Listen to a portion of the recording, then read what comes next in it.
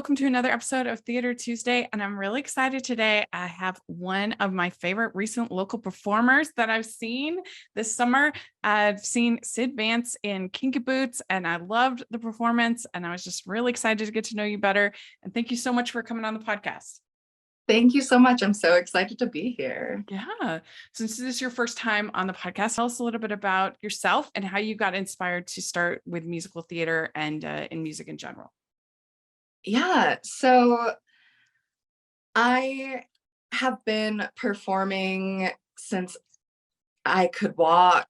I've always really loved the arts, and I was really lucky to have parents that put me in a lot of different extracurricular activities as a kid. But when I was young, I was about like 9 or 10.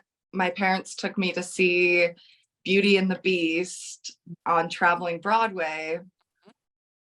And I remember watching it and just thinking, this is what I want to do. Like, this is it. This is so powerful and beautiful and fun. And so I grew up on an island where we did not have access to a lot of extracurriculars, but when I moved to Utah in 6th grade, I got into the first musical that I could get into with my school, and I haven't stopped since then.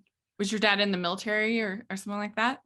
No, we moved to Washington for his job, and then we had family here in Utah that we wanted to be with, so we came back to Utah. Mm-hmm. That's cool. So you saw, when you were little, you saw a production of Beauty and the Beast, and that inspired you. So that was one of your first loves of musical theater, you said, that show? Yeah. And we, like I said, we didn't have a ton of access to the arts or anything. I mean, our island was pretty secluded. And so I grew up watching musicals on DVD that I could find. And so I watched Phantom of the Opera and Grease on DVD just over and over again because that's what I had. Yeah. That's funny. Yeah. I mean, Phantom of the Opera was very influential for me as well, because my grandma gave me a Best of Andrew Lloyd Webber cassette tape. I think I'm much older than you. So yeah, and I listened to it over and over and over. And then the first real Broadway musical I ever went to was to see Phantom of the Opera in San Francisco. Because my grandma they lived in the Bay Area, and so yeah, it's such a fun spectacle. I went and saw it in March of 2022 on Broadway, because it was one of the only shows that was playing on Monday, because normally Monday's a day off for Broadway. And so I went and saw it, and it was just, the spectacle of it is just so much fun. Yeah. It's a really beautiful musical. Masquerade, when everybody's singing together, harmonies. Amazing. I know. I'm so excited. Next year, there's this little theater here called Kensington Theater, and they are amazing. I've just been blown away by all their productions, and they're doing Phantom of the Opera in 2024. I can't even believe it. Really? Yeah. Exciting. It's going to be amazing. They did a Hunchback of Notre Dame that was incredible. And I'm not a big fan of Footloose. I think the story's kind of stupid, but they did a really good job. So you moved to Utah, and people might not realize like what a theater scene we have here. It is amazing. Yeah, we have such a huge, not just theater, but a huge artistic community in Utah, in the Salt Lake area especially. It's really great to live around here. Yeah. I mean, you could literally go to a show every day. Yeah. Maybe not Sunday, but even then you could find something Sunday. but yeah, it's pretty incredible. So did you get involved in high school theater as a teenager? Yeah, I was really involved in our high school's theater. it became like my entire identity in high school. I was so laser focused on it. And I decided to go to college for theater as well. So I went and studied theater at Utah State University. And then did you have any particular standout shows in high school that you were in high school, one of the coolest experiences for me, my junior year, our theater teacher retired, Dennis Farron, and he is well loved by the theater community in the area. And he was doing some of his favorite shows that year for his retirement. But his son, Shelby Farron, also would write like musical reviews for the students. And he wrote a musical review called Sentimental Journey. And it was about World War II and followed like the women's journey and then the men's journey and how they were kind of like separate during that time. And I got to play the lead female role in that production, and we tried to honor like veterans, and I learned so much about history, and it was just such a touching story for me, and it was really powerful and meaningful to me that Shelby had written that kind of with me in mind, and that meant a lot to me, that production. That's so cool that you got to be in something original. Yeah, it was so much fun. Yeah, it was a really cool experience. I was in, the only theater I've ever done was in high school, because I'm like the world's worst dancer, like not false modesty at all. I'm really bad. And so I could just like put me in the way back in the chorus where no one's going to see how terrible I am. But I had a blast doing it. I was in Bye Bye Birdie, which I think I will always say is the perfect show for high school. Yeah. Because it has so many solos and it has so many group scenes. So, because I think that in high school theater, anyone who wants to participate, even if you're the world's worst dancer, should be allowed to participate. Yeah. Because how do you know you're good at something if you never get a chance to try it? Exactly. You know? Absolutely. Yeah. And so when people, like my sister was in Into the Woods in her high school, and it's not like a great high school show. It really doesn't have that many parts. It doesn't have almost no ensemble scenes, very few. So I don't think it's a good show at all for high school. And so we did Bye Bye Birdie, and I was a teenager and a parent. How does that work, right? Yeah.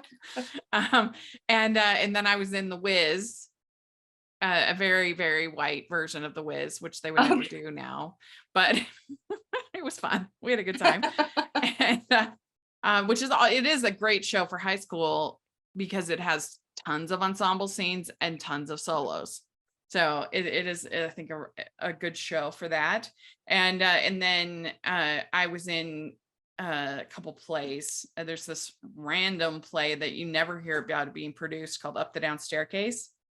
It's one of those like inspirational teacher stories, things. And so, but yeah, I was definitely a drama nerd.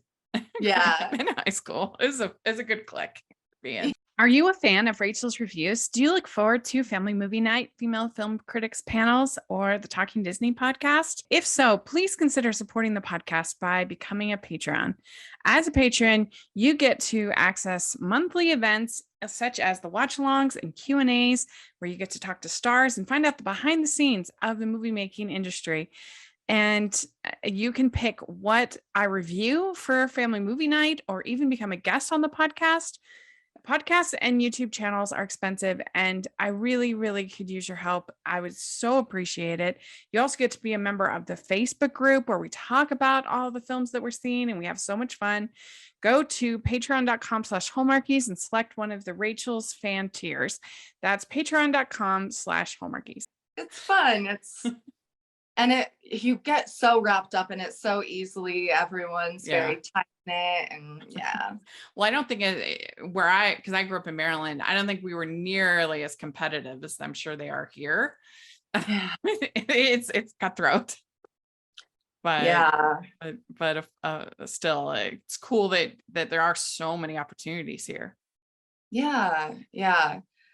I mean, sixth grade is still technically elementary school here in Utah, and I was able to do a school play in sixth grade once I moved here through the school. And the fact that even elementary schools here are offering theater. I was a drama teacher at a theater or at an elementary school for a couple years. And it's just the access to the arts is really incredible.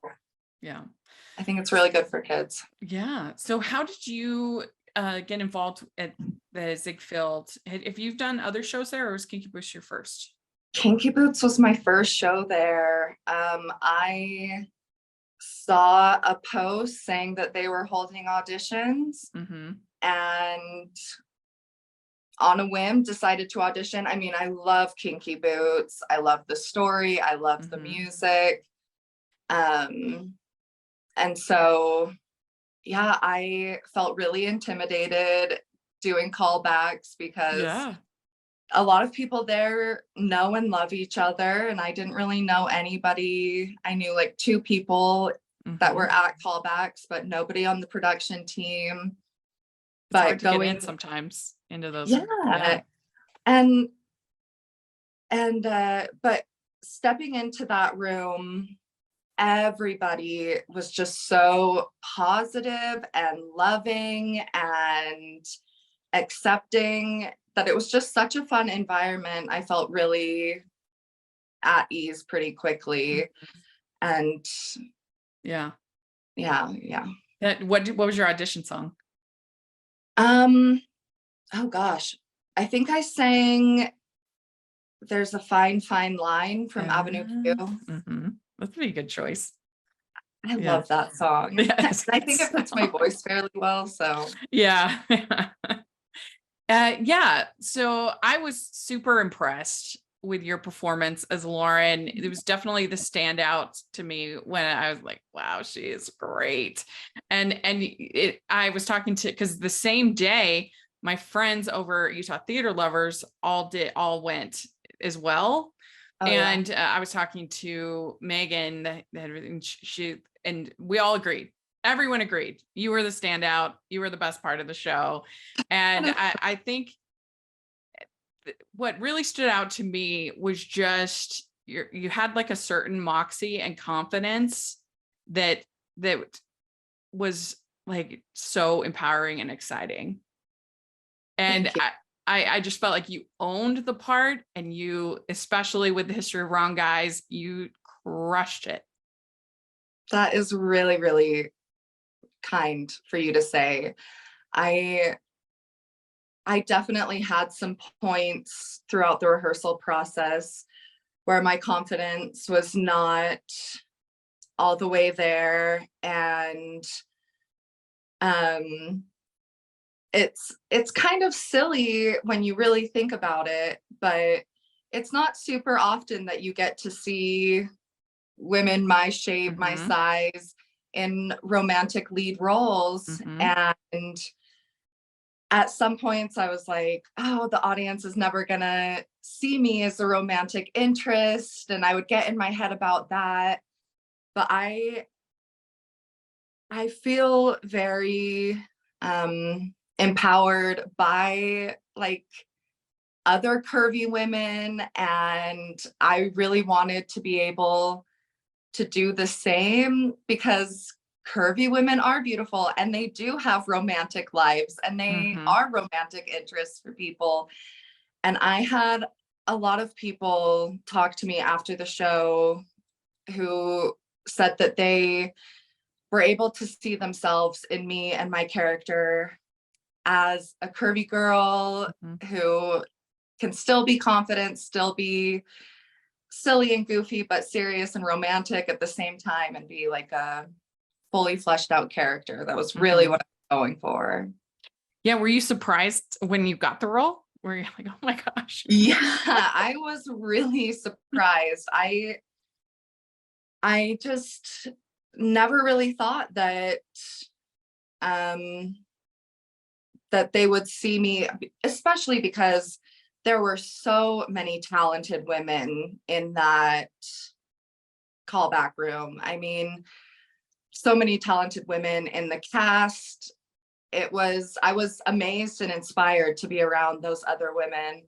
Mhm. And so, yeah, I was very surprised. I definitely had a little happy cry. Mhm.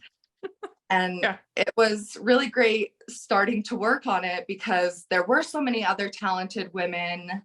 And yet all of the women in the cast were so supportive and uplifting of one another. Like, I didn't feel like the other girls in the cast were like jealous or tearing me down. They were just there to lift each other up and have a good time and put on a fun musical. It was really great. I love body positivity casting, especially as like you're saying, when there's no like excuses made. It's treated like any other casting, as it should be. Yeah. Last year at OPA, they cast for Elle Woods for League of One. They cast Caitlin Olsen, who is amazing. She's such a beautiful voice, and she is plus size, and it was amazing to me to see. I know maybe it shouldn't mean so much, but I don't know. It just was really like exciting just to see somebody full figured that just owns it and is beautiful, and it makes me want to own it more and feel more Yeah. beautiful. And I guess some people might think that's like, I don't know, somewhat patronizing, but when it's just done like anything else, and I guess that's why it inspires me, you know, Yeah. when it's treated like any other casting. And I don't know, it's really, really, really exciting for me when that happens.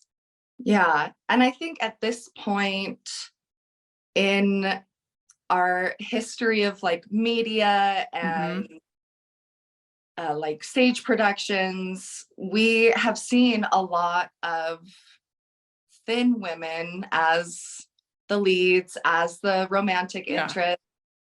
And that does tell you, well, only a certain type can deserves to feel that way, right? Yeah.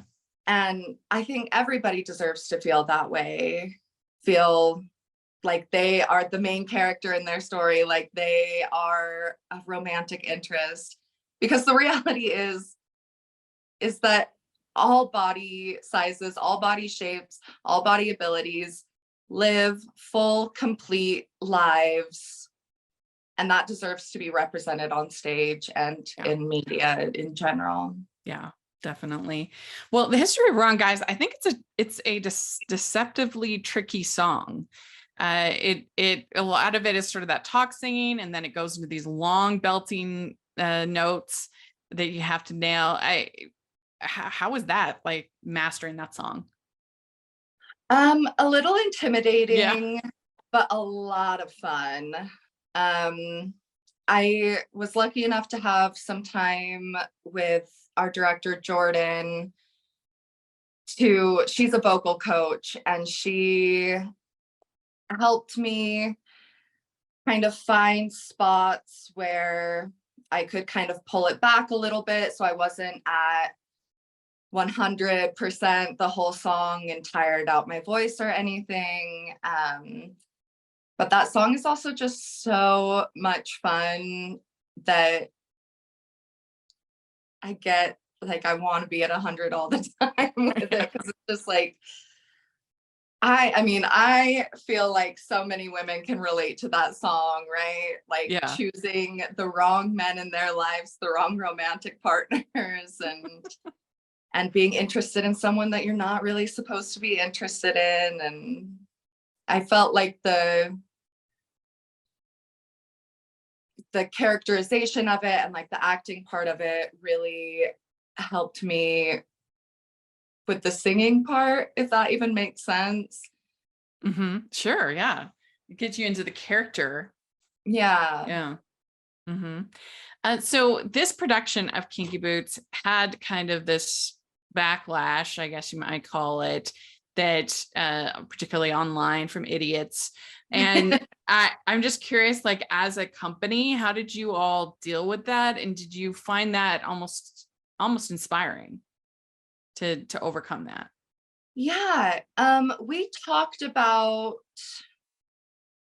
the probability of there being some backlash right at the beginning of the process. And our production team let us know right off the bat that they are there to have our back.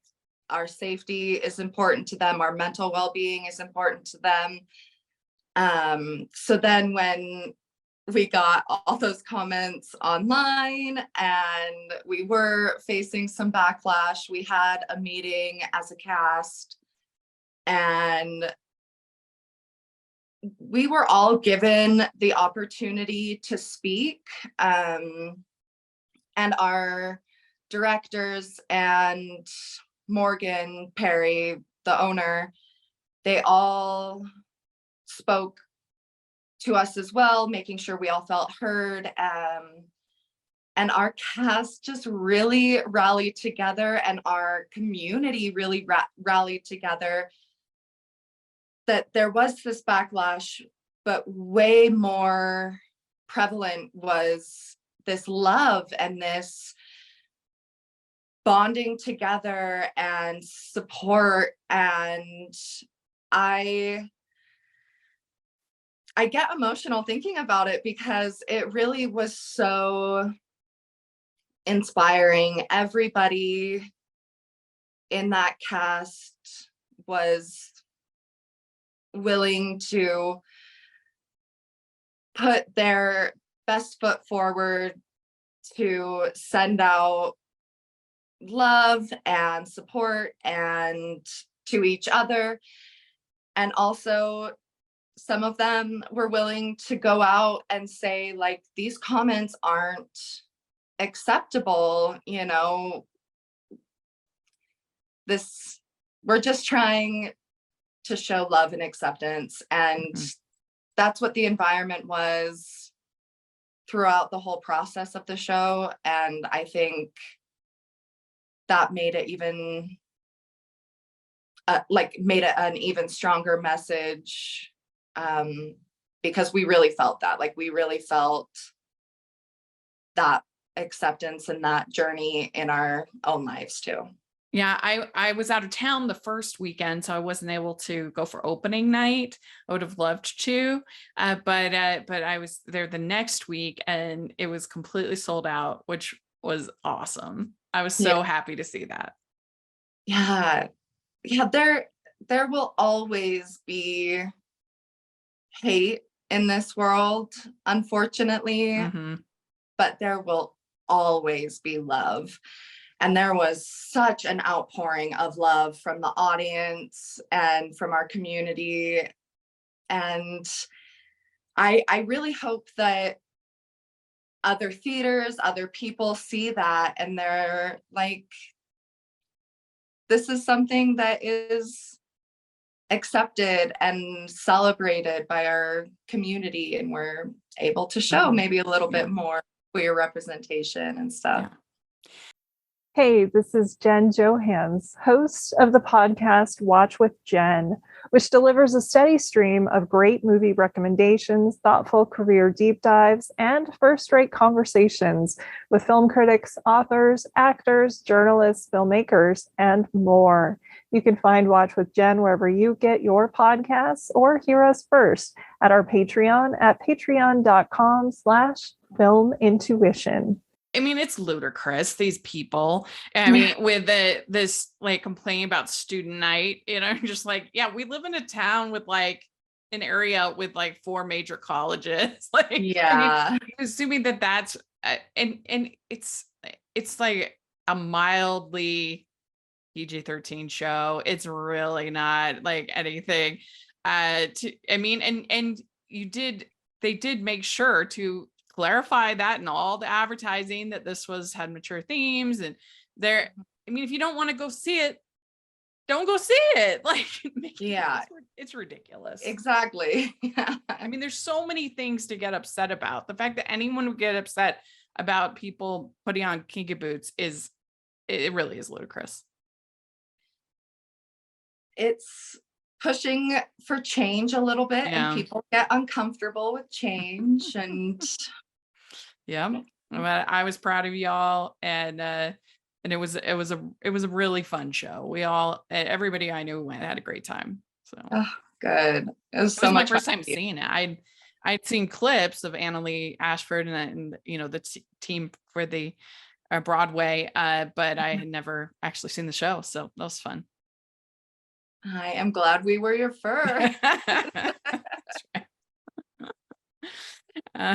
All right. Well, let's just talk about Broadway musicals in general. Do you have a dream role that you would love to play? This is kind of out there, but my dream role in a musical is to play the Phantom in Phantom of the Opera and play it as a woman. And in the original key. I have been practicing since a kid with my low notes, and I'm getting there with the Phantom, but I just think it would be a really cool story to have Christine not only kind of fighting with dark versus light, but also those themes of like queerness and like dating women versus dating men, or loving men versus women. And I think it would be a lot of fun. I love this idea. This would be brilliant, because if you think about it, it would give the reason why the Phantom is hiding. Yeah. And there's so much. No reason. I mean, like, he has a mild, like, scarred face. Like, what? Yeah. No reason why is he hiding? I definitely think if you look at some of those lyrics and some of those themes from a queer person's perspective, I mean, it's really powerful stuff. And I obviously love Phantom of the Opera. So. Past the point of no return. This is a great idea. Somebody needs, because a lot of times when they gender swap, it just doesn't really work, because it feels performative. It doesn't feel like there's sort of that kind of thought into the characters. And like, I actually thought the gender swap of Company really made a lot of sense. They recently did it on Broadway, because to me, it makes a lot more sense that a single woman in her, turning 30 would get a lot more grief for being single than a single man. Yeah. Even today, especially, when it was written. And so to me, changing, gender swapping that role, like, there's thought into it and it makes sense. And this would also, I think, make a lot of sense. It really would. Yeah. I think about it all the time. I'm gonna put that out as a clip. We need an ambitious company. Come on. Let's do it. That would be awesome. Oh, and I would love to hear your voice singing those songs. That would be so cool. One day. Yeah.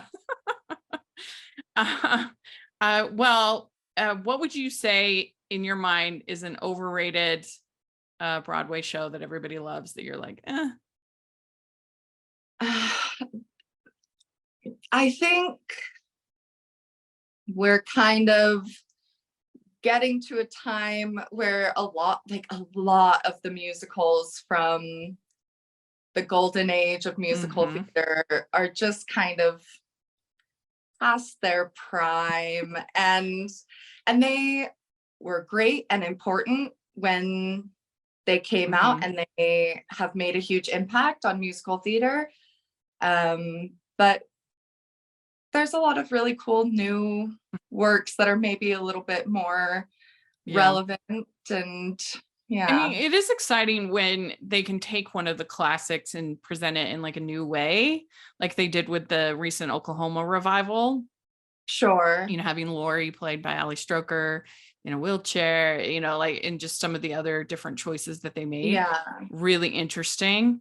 And so I kind of like seeing that, because I mean, some of these old shows are like really twisted and weird, but because they're like seen through these sort of bubbly lenses, you kind of miss it.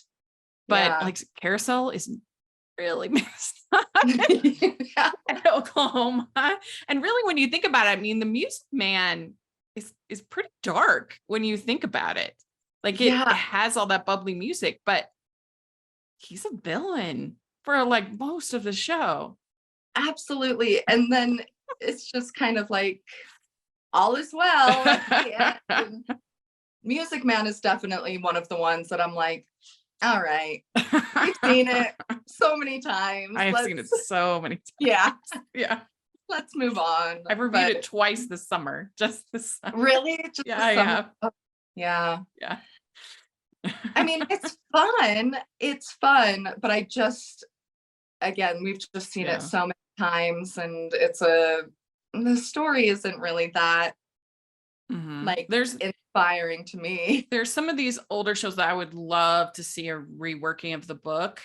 Like, I mean, it's not even that old actually, but Thoroughly Modern Millie absolutely needs a complete revision. Like, because it has some great songs, but oh my gosh, the whole entire child trafficking plot, like what? It's awful. And you can't do it. Like, I mean, I saw it, a high school actually did it in American Fork just in 2021.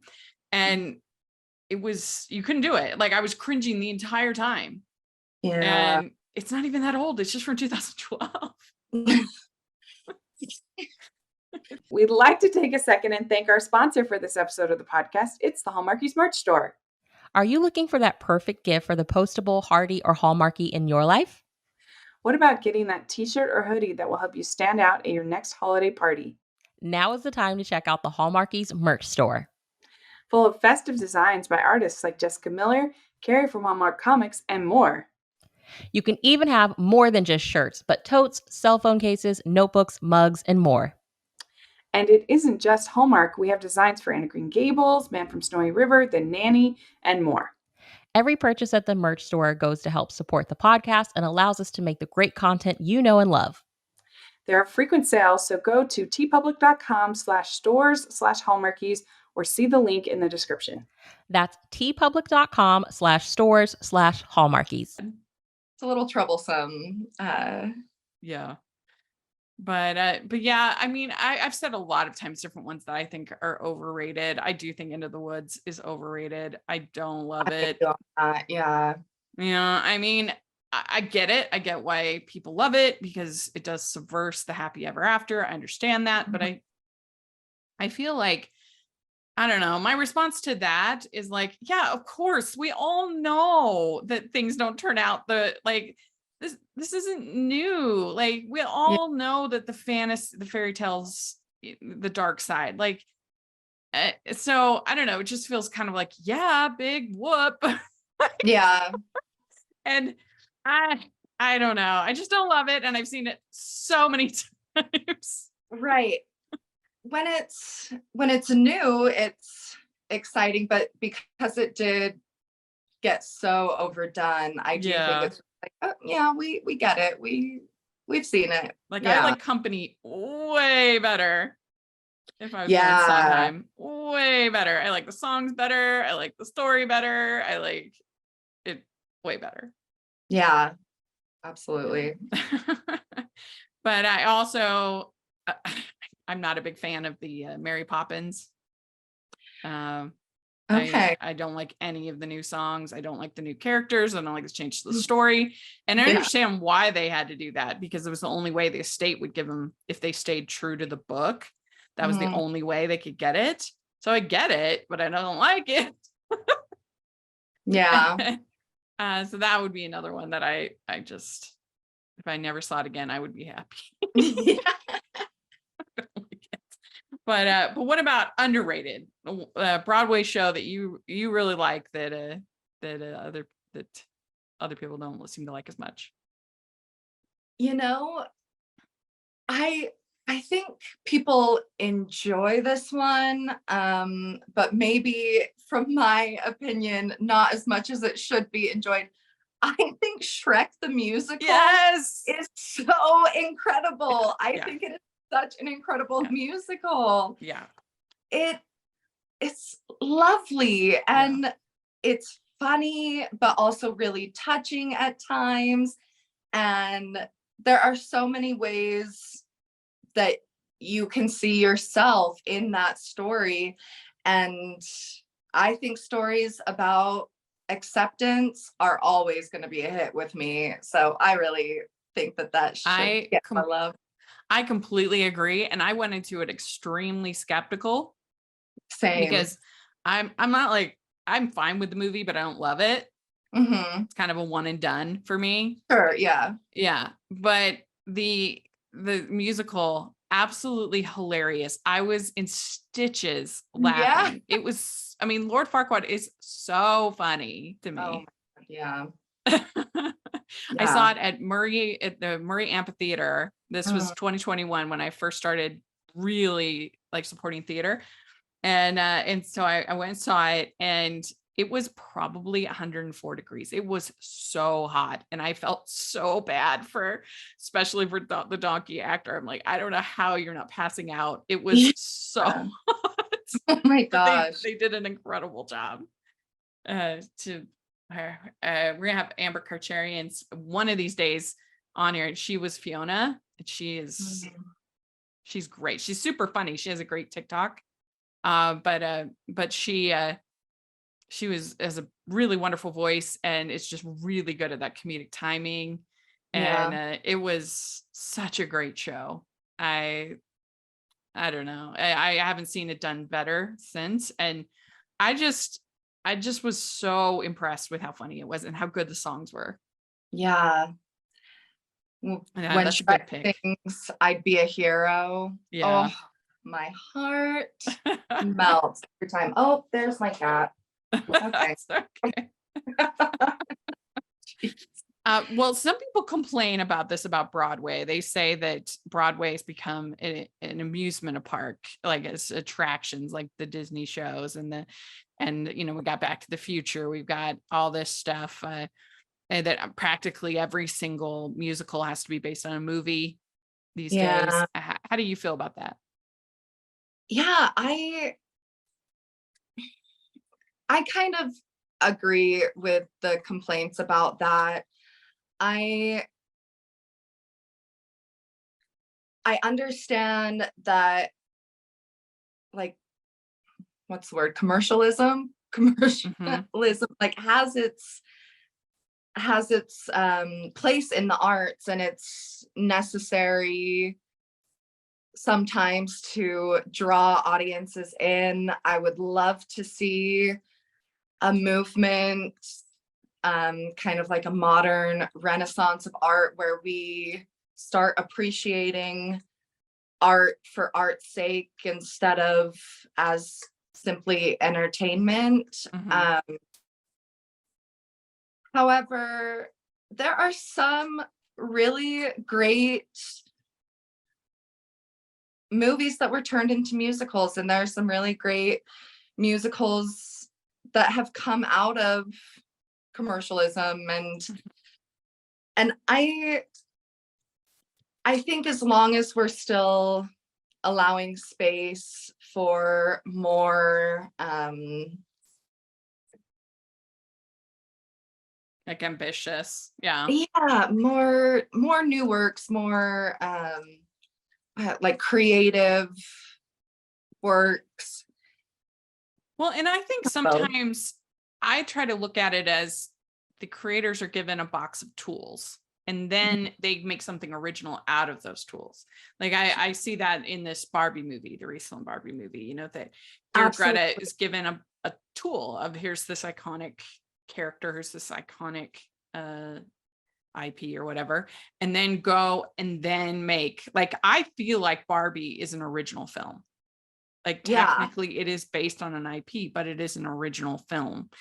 And the same thing with like the Spider-Verse movies. Both those blew me away in their creativity and originality. And yeah, it's about a character, but it was just a tool to get them to have this artistic experience. And so I think that's the ideal of when that can happen. Yeah.